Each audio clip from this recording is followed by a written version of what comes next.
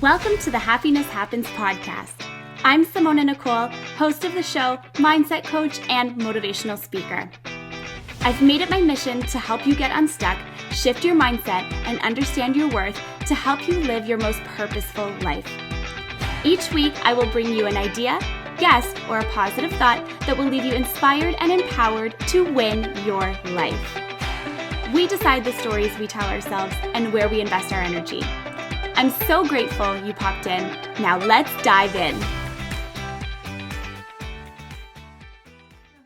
Hello, everybody. Welcome to this week's episode on the Happiness Happens podcast. I'm so excited that you've tuned in for today's episode because we have such an incredible guest with us today, and we're going to talk about so many amazing things. I think it's going to be a very fun conversation about, law of attraction and spirituality just because of who Kerri is. So we have Kerri Scott today. She's an author, a blogger, and a fashion designer. Law of attraction and spirituality are her passion, and she loves to write and speak about how she is learning to live in alignment with source. Kerri truly believes each of us are reflected in every conversation, in every person we meet, and even in posts we see as we scroll through social media.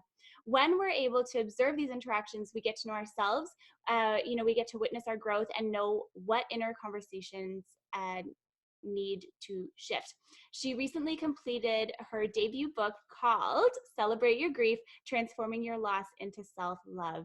So I'm so excited to speak with you today, Kerri. Welcome to the show. Oh, thank you very much for having me, Simona. It's really nice to be in your space and your energy. You have like such contagious vibration, and I love it. So Thank you. yeah, it's been so fun listening to your podcast, and I'm really I'm excited about the programs that you have too. Those sound really amazing. Thank you so much for saying that. Oh, you made my whole day. I have to say you've really made my day because I'm going through this this period of like transition in my business. So I do a lot of mindset work, and I'm starting to pair it with more of the business side as well, and trying to figure out sort of in this moment in time, by the time this airs, it'll probably be a lot different, but in this moment in time, really trying to like find my footing and where I belong in that space. So thank you for saying that. It brings a boost of confidence, and I love it. No, I totally get that. I resonate with that so much right now because I feel like I'm in that same space too. And hearing you speak about it, it's just like, okay, that's good. I'm doing what I'm supposed to be doing right now. So it's all yeah. And you know what? I think that just in general, like we're pretty hard on ourselves. Like we always feel like we have to have everything figured out. We have to be like perfect at this and this. Like I don't know, it's just the way that I feel anyways. And that, it's not like that for everybody. Like everyone's allowed to have their own journey and go through their own way of figuring things out. And, how one thing might work for one person might not work for another. So I love that. It sounds like we're both on the same wavelength right now. So I love it. I would love to know a little bit about the journey that's brought you, to where you are into creating your book and a little bit of the story behind that. Absolutely. So to just like jump right in there and break the ice, I'm going to say, and I hope this is something that your listeners can understand and resonate with or identify with is I had someone in my life commit suicide. This was, 2 decades ago now. Wow. Practically, but it's been such an important part of my journey, and where I am right now because I realized that I hadn't been talking about it for years, and opening up about it has enabled these really incredible connections to come out. And I realized that there's so many people out there who've had similar life experiences. And I know you've talked about grief on your podcast before too. Mm-hmm. And it's such typically it's such an uncomfortable conversation to have, and particularly around suicide. It's not something that we normally engage in normal conversation, but the sooner I bring it up with people, the more they're like, what, that happened to me too, or somebody in my life passed away, and so all of a sudden it brings us to this level of deeper connection, and things just sort of open up from there so much easier. And on my spiritual journey, that's so important because these are the conversations that I just love to have so much, and I'm able to just dive into them so much quicker and easier when I'm true to myself and honest about who I am and where I'm coming from. So Oh, I love that. I yeah. love that. So essentially, this event happened in your life, and it's brought this almost like spiritual journey slash awakening, and is giving you this whole other way and like opportunity and method to like talk about grief and the pain that's associated with that in such a significant way. And that's so important. And I think that one of the things, especially when it comes to um I think when it comes to death in general, I think that there's a lot of guilt that people can feel. This is going to sound absolutely nuts. I don't mean for this to sound insensitive at all, but I had to put my dog down in October of 2019. And the amount of like guilt that I felt for that, it wasn't so much like around the putting him down that made me feel guilty. It was more like I took advantage of all the time that I thought we had. Do you know what I Yeah. mean? And Yeah. like it influences me so much to live in such a way of really being present and like being fully in the moment now compared to before. And sometimes we have to experience that type of guilt. So essentially what I'm leading into is what I would love to ask you, when this happened in your life, did you feel any guilt around that? Or like how was that feeling for you? And what is it more like today? Well, that's such a good question. Yeah, Simona, I felt so much guilt. I don't think that like so this happened in the early 2000s, and at the time I was so sad and obviously trying to mourn in my own way, but I wasn't part of the community that he was part of at that part in my life, and so I had to do it on my own. And I kind of got frozen in my grief, particularly I think because of the way he died, committing suicide. There's all sorts of questions that come up, for anybody that's touched that person's life. And so for almost 2 decades I didn't talk about it with anybody. Wow. And a huge part of that piece for me was because I had so much guilt associated with not being able to help him more, and like all of those scenarios play out in your mind, time and time again. What could I have done differently? And like, how come he didn't reach out? How come I didn't reach out? Like I can read back through my journal entries, and I'm like, why didn't I go to him? What was I thinking, and what was stopping me? And so yeah, I had to like answer all of these questions in order to heal from them.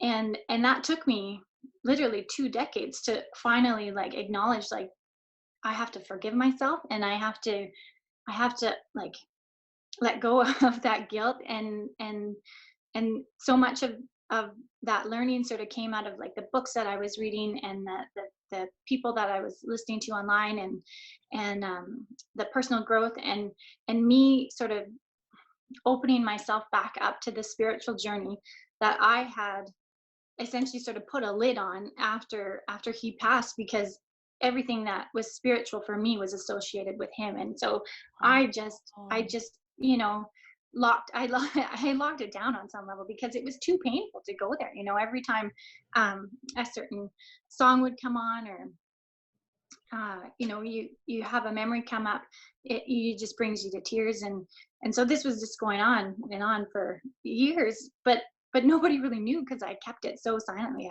I didn't talk about it. So Oh my gosh, that's so lonely.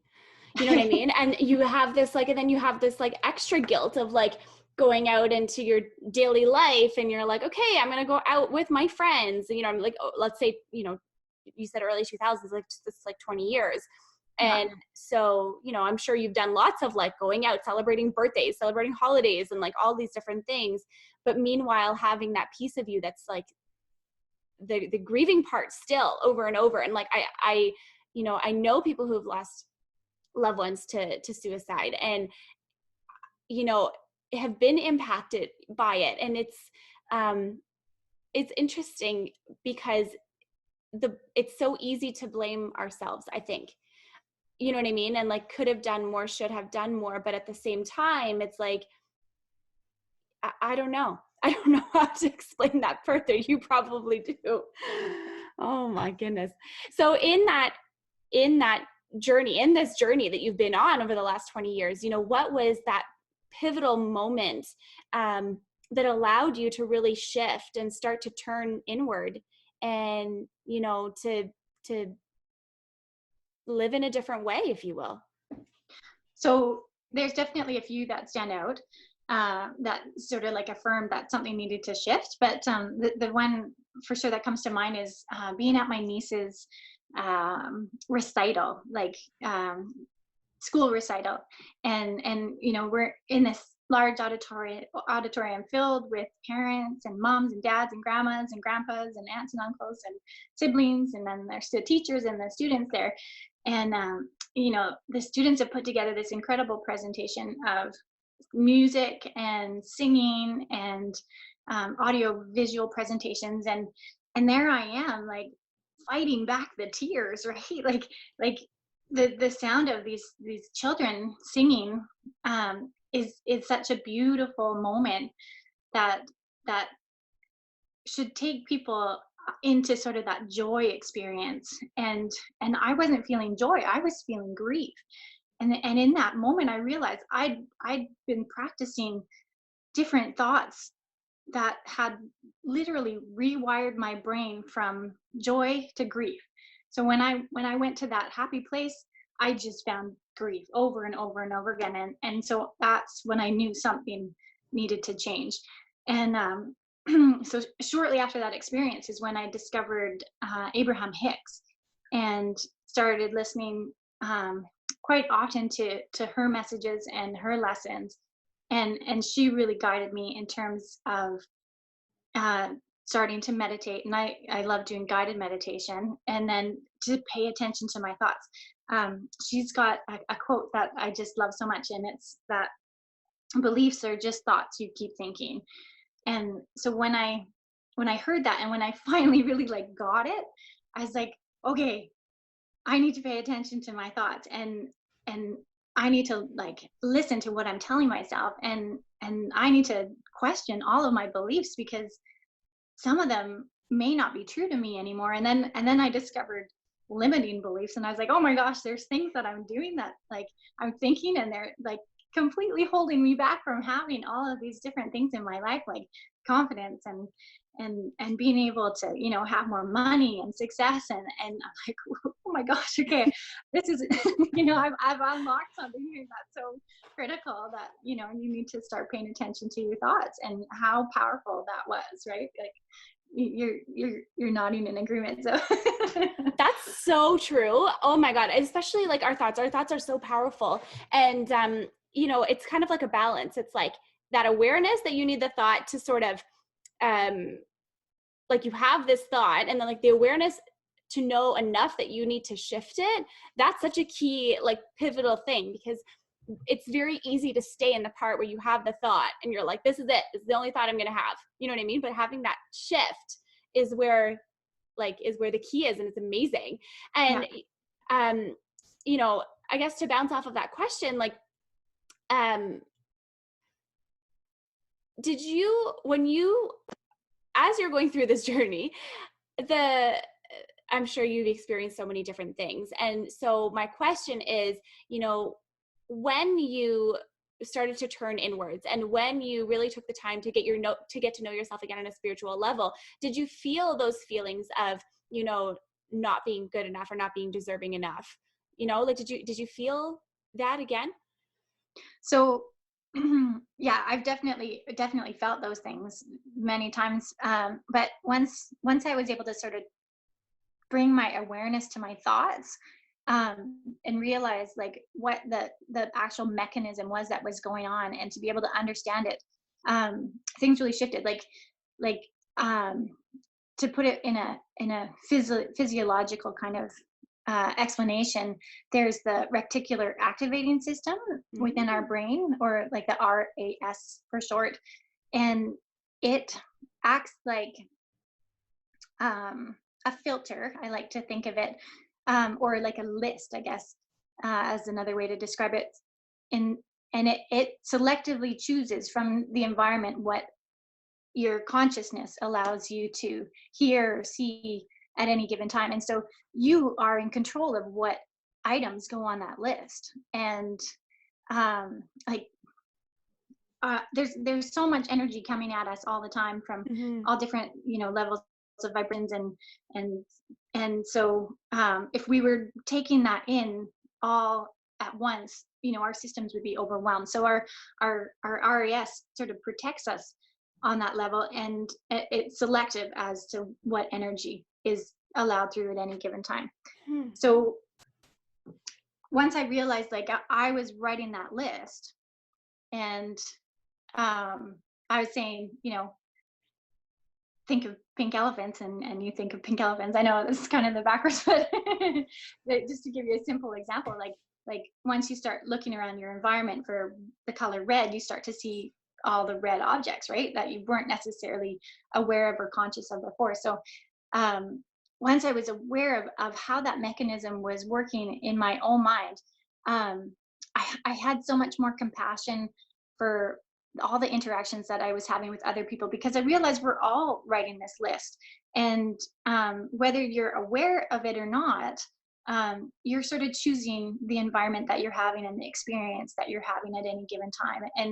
And so you're much more forgiving of yourself and of other people, and that element of comparison kind of fades away, and the fear sort of fades away, because you realize you have that much more control over what's going on, right? And I get super excited about this, because it's like it's such a gift. And once you realize how much control you actually have, in terms of, like, instead of reacting to your environment, you're creating it, things really start to roll pretty quickly, right? Like that's such a good point. And I think that it's such a good reminder to everybody who's listening that we are the creators of our life in the exact every single way that we want it to go. And, like, while we can't change all of the things that have happened, and the circumstances and the things that have happened to us, like, we still can change what our reality looks like. And you can feel sadness and grief, but also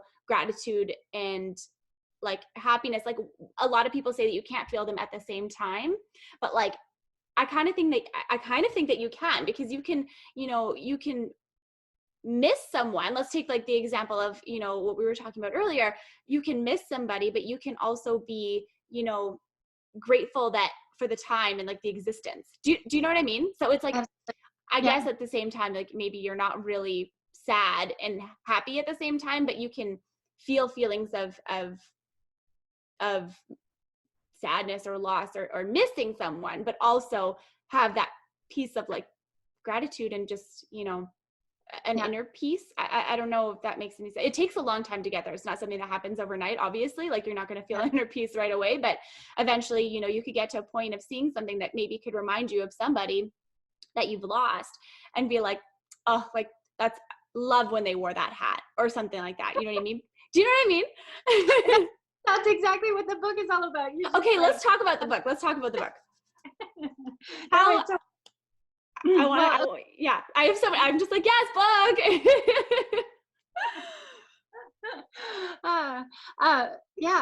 So celebrate your grief is that kind of in a nutshell. Like, it's all about my grief journey, and realizing that like the grief that I felt for the person that I lost was equal to the love that I felt for him. And then the love that I felt for him is purely just a reflection of the love that I'm capable of having for myself, right? So there, that grief and all of the things that were making me sad could be kind of flipped in a sense, and just reminding myself of how much I'm capable of loving myself. And I came to that realization, like, as I was writing the book. There's a quote from Miriam Hasna. Sorry if I said that name wrong. I love her. Okay, I don't know her, actually. I should probably look into her. Okay, I'm going to read you this quote, and it's when you feel a void from missing someone, what you actually feel is missing the connection to yourself that you have when you are with that person. Oh. So when I heard that, and when I was thinking about the love that that Michael, the fellow that passed away, and I shared, and like the enormous feelings that I was capable of having, I realized like that love was purely just a reflection of what my higher self was feeling for me at any given time, right? So I, and when we were together, we were just purely like in alignment with our own souls, and just really in a place of great high vibration. And for many many years I sort of made the mistake that I needed him to be able to feel that vibration again, to be able to be that much in love.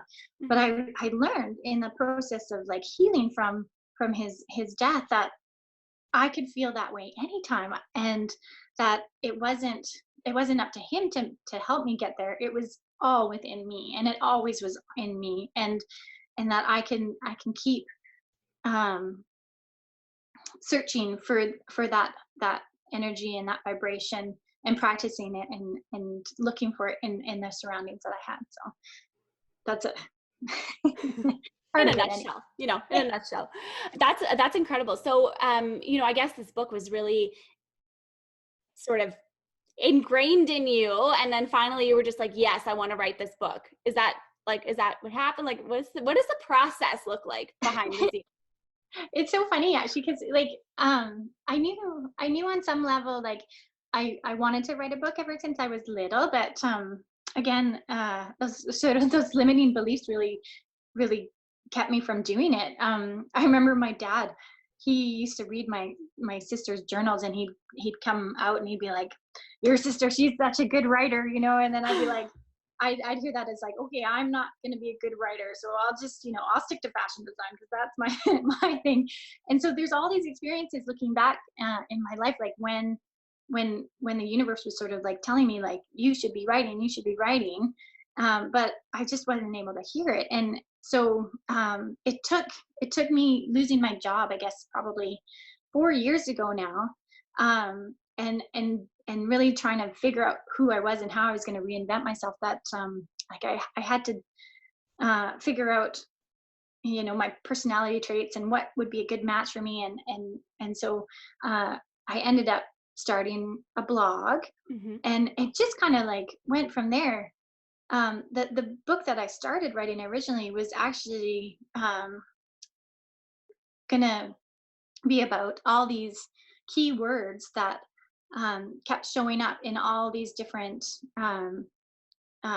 spiritual growth and personal growth gurus and books and other sort of things that I was interacting with and learning from at the time. And so I wanted to take each one of those key words and sort of break it down in terms of what that looks like from a higher self perspective, and then what that looks like from a positive and negative perspective, how that would be scientifically, to explain it scientifically, and then also experientially. And I thought those would be like all the different ways that a reader would be able to connect with that keyword, and really embody what it is that it was like what I was trying to get across.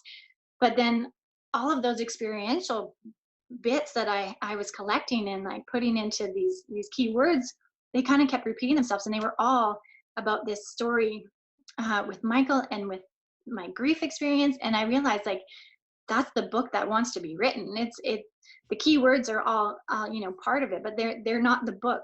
The book is the experience, and so that's where the memoir just came from, out of that. And there was a lot of owning I had to do to like get it out of me, and realize that this was a story that I would have to be comfortable talking about at some point. And there was a lot of factors in that, but it just it was screaming at me like, this is what you need to write. That's So crazy. Isn't it nuts how I just always find it crazy. Like the universe literally gives you 100 million signs, and you're like, thank you so much. Like, I will take this and do this with it. And you're like, thank you so much. Oh, for that sign, but I'm not going to listen to that one actually. Or, oh, you know what? I don't really think I want that one either.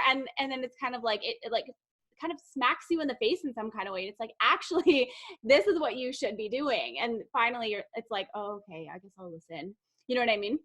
There's so many things, like I can even just think about like in my own business and personal life that I've ignored so many times. I'm like, no, like that's fine. But it always comes back up, and it always comes back into, no, this is what you should be doing. Like, this is what this is what the next step is. Like, this is what you have to do to take care of yourself. Like all of these different things. So I just think that it's wild.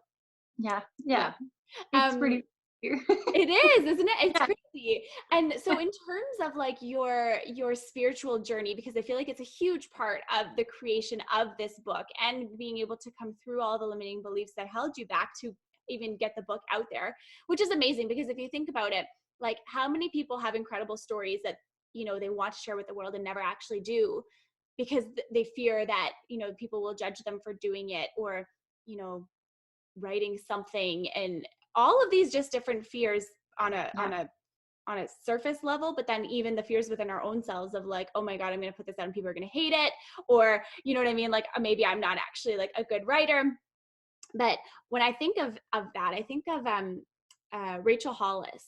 And when she first wrote, I don't know if have you heard of her?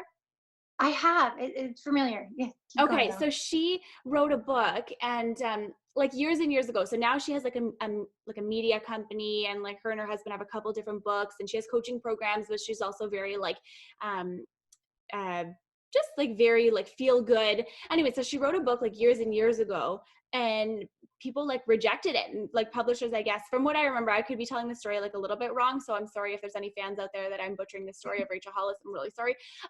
But yeah, essentially she had this first book, and was essentially like, yeah, your writing sucks. And she was like, okay, well, that's nice, thank you so much, I'm gonna write another one. You know what I mean? And it was more of like a like, thanks but no thanks. But anyways, so my question for you in all of this is a little bit of a tangent, but my question is, what's one of the most important lessons that you've learned while being on your spiritual journey?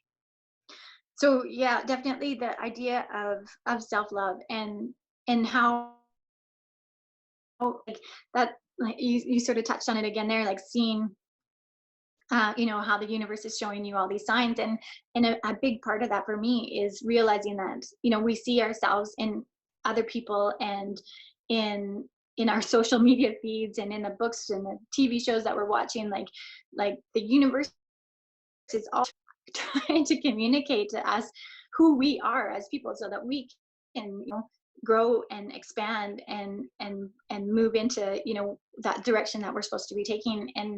And so for me to sort of put self-love and reflection together, I realized that the more you can practice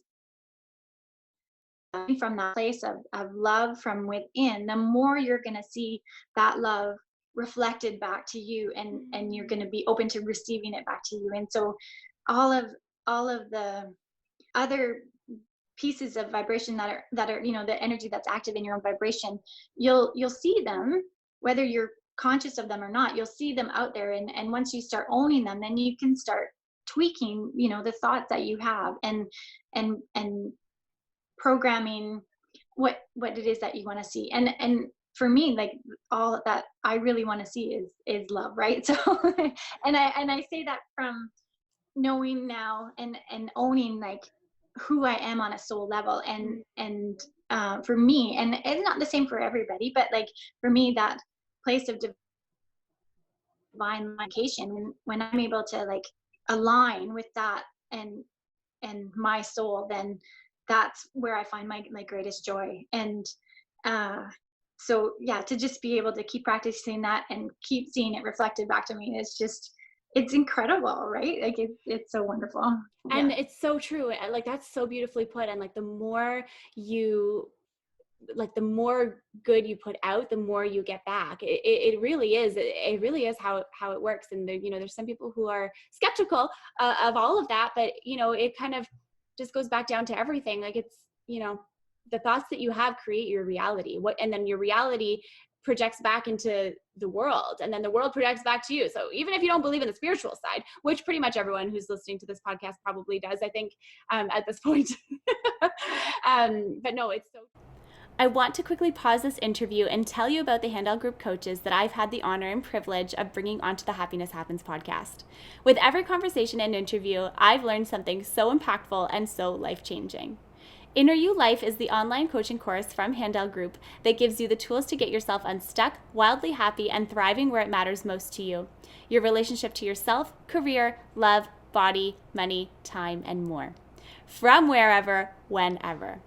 Recommended by Hugh Jackman, Dr. Mark Hyman, Forrest Whitaker, Elena Brower, and hundreds more. Taught in MIT, Stanford School of Business, and 50 plus institutes of learning across the world.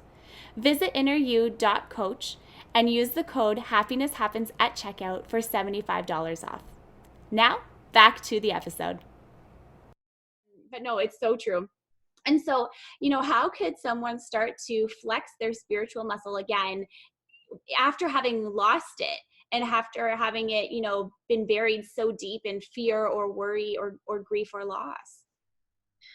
I think for me, the most important part of that was where my awareness was at any time, right? Like if you bring your awareness to your thoughts, you bring your awareness to your emotions, your awareness to your reactions, and become that observer, right? Like you sort of have to step back from yourself and just remind yourself to keep practicing being that observer. And I mean, that's what mindfulness and thoughtfulness and emotional intelligence is. And once you're conscious of a thought, and like in its very essence, the law of attraction is that a thought is going to attract other thoughts like that.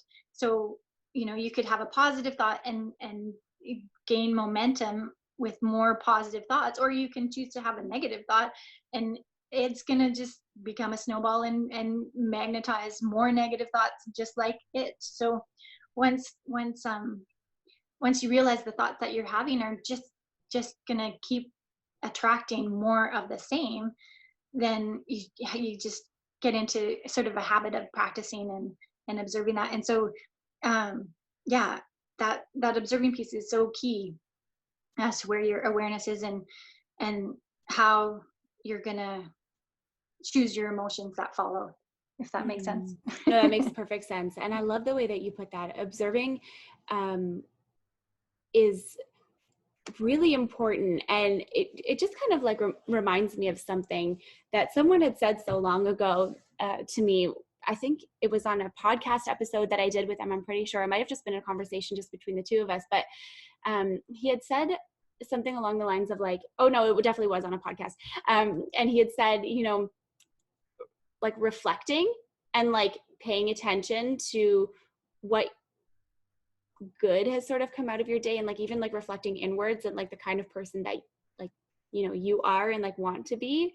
I don't know, I think that everyone sort of has that spiritual part to them, and I think that, I don't know if you feel this way too, but I feel so lucky that I get to be one of those people that gets to live in this abundant spiritual world where you see the light and you know that the light is there. Even if you're in a hard time, even if you're going through something so painful, to still be able to, experience that part and know that like the positivity will come again.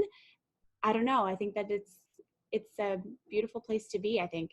Yeah, it really makes you resilient, I guess, on some level, right? Like there's a lot going on in our world right now that's shifting, and I think so many people are feeling grief on a level that they might not acknowledge because of everything that's being lost. And no grief is more severe than anybody else's grief. Like I think it's just a matter of acknowledging it and just being present with it and feeling those emotions and allowing yourself to feel those emotions, but also knowing that you may not have control over anything that's happening necessarily outside, but you can control how you're going to interact with that and how you're going to allow yourself to see that. And that's where the real like key is, because like that's where all that reflection bit comes in, is like that other people are struggling possibly and if you're uncertain about what your vibration is, you'll be seeing it in everybody that you're talking to, right? And in your social media feeds, as I like to say. uh but then when you're practicing, like for me, when I'm practicing that self-love, I'm not necessarily seeing all the pain and suffering. I'm just seeing people celebrating the love, and like, sharing the happiness and the joy, and finding the silver lining in the situations. And so it's really reassuring to know that that's the experience that can come out of something that can be so difficult and painful sometimes. So Oh, that's beautiful. I love that. Do you think that spiritual journeys ever end? absolutely not. No, definitely. There's so much more to like expand into. Like, we are at this sort of leading edge of thought, and so um there's just going to be more and more and more and more to discover, and not so much out there, but so much internally. Like, there's so many layers to our ego and our soul, and that alignment, that uh there's sort of infinite potential, I think, to explore that. So I love that. Okay, I'm gonna ask you a really random question. What are your, and I'm just gonna go ahead and assume that you meditate. Okay, I'm already assuming that because I feel like it's impossible for you to not. Um, what are some of your like favorite meditations to do? oh my gosh, I I have had ones in the past that I did that really helped with the book, was like a twin flame connection meditation. And Oh, what's that? well, there's this website, Twin Flames 1111, and the woman that puts it together, she has quite a collection of information, and these guided meditations and other sort of connection tools that like walk you into like meeting your twin flame, and um being able to like have a conversation with them and connect with them. And what's so interesting too is, like, I think a lot of us feel that like desire for that deep connection with somebody out there, but we haven't met that person yet. And so uh when you are doing that, um when you're going into that meditation space and in that place in your mind and connecting with them, what you're really doing is connecting with yourself. Because I truly believe that the twin flame is somebody, again, who is reflecting your soul back to you Mm-hmm. on that deepest level that you possibly can. And so it isn't necessarily so much about that you finding that person in your life. It really truly comes back to like finding that love for yourself, and then maybe, somebody who you can care, that you can have that deep connection with, will come into your life, right? So you just have to clear that space, and find that place within you to allow for yourself to receive that, if that's something that you're looking for. So that was one meditation that I did quite often, for sure. Yeah. I love that. Okay, I have to check that out. I haven't heard of that before. So I have to check that out. That sounds amazing. And okay, another random question. Sorry. What are you reading right now, if you're reading anything? I'm reading, I'm reading, I've got it right here, actually. Finding Meaning, The Sixth Stage of Grief, by David Keeler. Oh, I don't know if you heard about the the first, like, the five stages of grief. It's pretty common when we talk like about your grief. denial and all of those steps. Exactly. Yeah, yeah. So just recently, he and Elizabeth Kubler, sorry, Ross, came out with the sixth stage of grief, which is all about finding meaning. And I was just like even reading through the introduction, and I'm like, oh my gosh, okay, this is what my book is. Like, it's me finding meaning in the grief that I experienced. And so it's such a lovely book about all the different ways, and that like he's found meaning in his own grief, and examples from his patients of the meaning that they found. And it really, it moves that discussion of grief forward into a place, you know of peace and comfort, and like what Celebrate Your Grief is. It is just reaffirming that like grief doesn't end, but it doesn't always have to be sad. It can be happy and it can be joyful, and there can be so many positive things that come out of it, and that, the grief that you feel is the love that you felt for that person. And for me, it's the love that I have for myself. So that's what I'm celebrating when I'm celebrating grief. And like you said earlier, you're like, that hat, that reminds you of the person that you lost. Like those moments are, they're always happening, and they can bring you joy. They might make you cry, but they can also bring you joy. And so yeah, it's delightful to be able to finally kind of come through all that, and find those positive moments from all of the pain that was there. So I love that. And I have a question for you, and I don't know,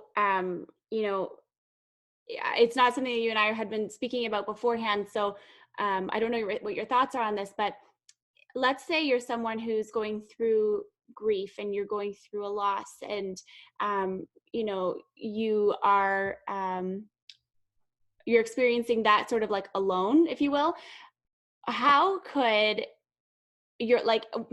how could you support someone if that was your partner? Like, do you know what I'm trying to say? Like, if, let's say you're the partner of someone going through grief, like what's one thing that someone could do to support their partner going through that?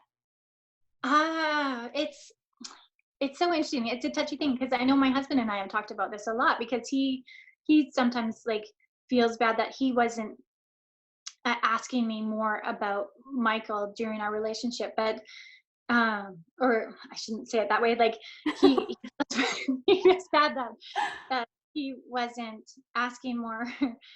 But also Michael is like an ex-boyfriend of mine, so it brings up issues in our relationship that maybe we're not quite ready to deal with. So Mm-hmm. I think now that we're both able to talk about it, and we've addressed the ego triggers and the issues that arise with that, and know that we love each other very much, and we're safe to be able to talk about these things, and that me dealing with the grief that I wasn't dealing with, and healing through it, like that was such an important part of our relationship, and us being able to connect on a deeper level, me and my husband too. So I I kind of I mean I want to say that to support somebody through that, it's just about holding space, and allowing them to talk when the when the time comes.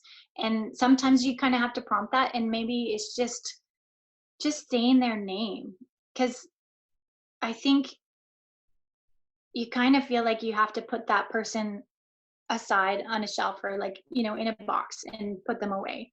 But really, they're always going to be part of who you are. I mean, you grew from knowing them, and Yeah. loving them, and having them in your life. And so to be able to just talk about them like they're still here is an okay thing to do, and just honor that there's going to be feelings that come up, and allow those feelings to come, because they're going to pass too. And it doesn't mean that you loving them is going to impact how you love others. It's only going to improve how you love others, right? It's so true. That's so important.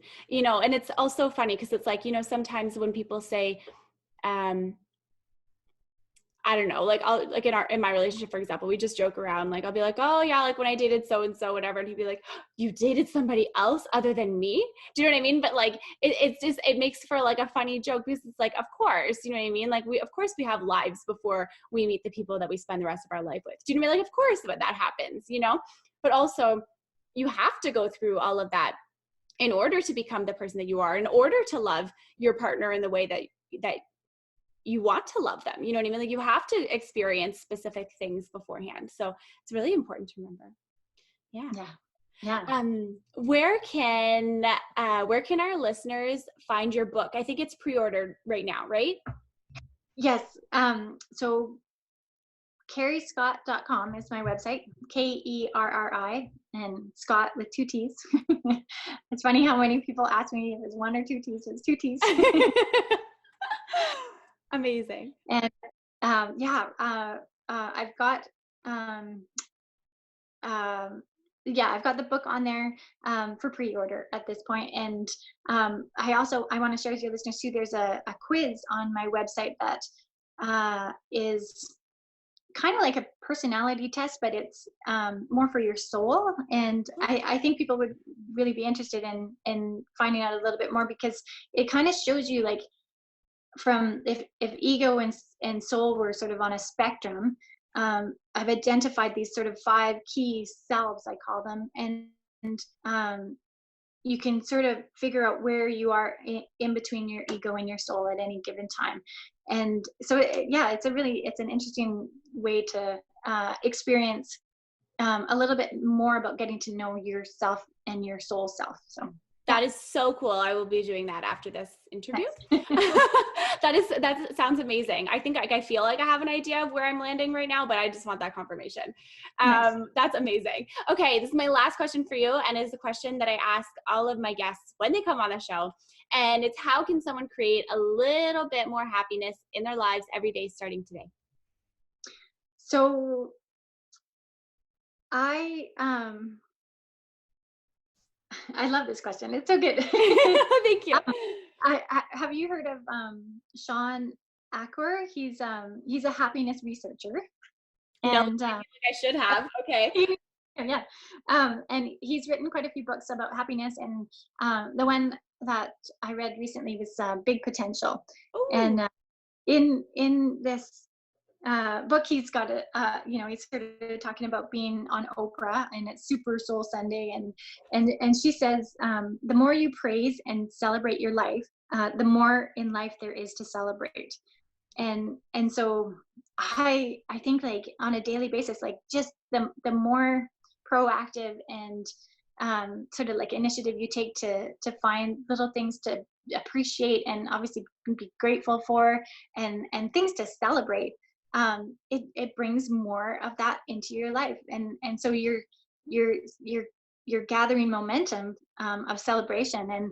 And one of Abraham Hicks' practices that I love to do every morning is, like, as you're just waking up between, like, sleep and wake, and your awareness is coming back into your body, you just feel how good that feels, right? And you're like, I just love my pillow so much, and I love my blankets, and I love the way they feel. And you really cultivate those good feeling sensations, and, like, really, like, it's kind of all about bringing yourself into the present in some way, however you can bring your awareness to, like, right now, and just try and carry that through your day for as long as you can, until something happens. And then something happens, and it's okay. Because I love that. Keep trying to bring yourself back to the present. So. Oh, I love that so much. I loved that you use pillows and blankets too, because that is literally my favorite. I love diving into, like, my bed, once it's like, okay, it's been made all day because I make my bed, but diving in, the sheets are like a little bit cold, and it's so cozy, and it's like your head just hits the pillow in the right way. And yeah, it is one of the best things. I love that. Yeah. Amazing. Well, Kerri, thank you so much for coming on to the show today. I'm going to put all of the links and how people can find you in the show notes, so they can get their hands on your book easily. Wonderful. Thank you so much. Oh, you're so welcome. And thank you so much, everyone, for tuning in to this week's episode on the Happiness Happens podcast. I hope you loved this episode as much as I did. I hope you loved Kerri as much as I did. So please let us know what you think of the episode, what resonates the most with you, and what you're really, really loving. So can't wait to hear from you. Hope you have a beautiful week, and see you next week on next week's episode. Thanks so much for being here today. I hope these words have brought you inspiration, insight, and a bit more happiness. Please leave a comment or a review if this episode resonates with you. I would be so grateful. Until next time, remember that happiness happens when you're least expecting it.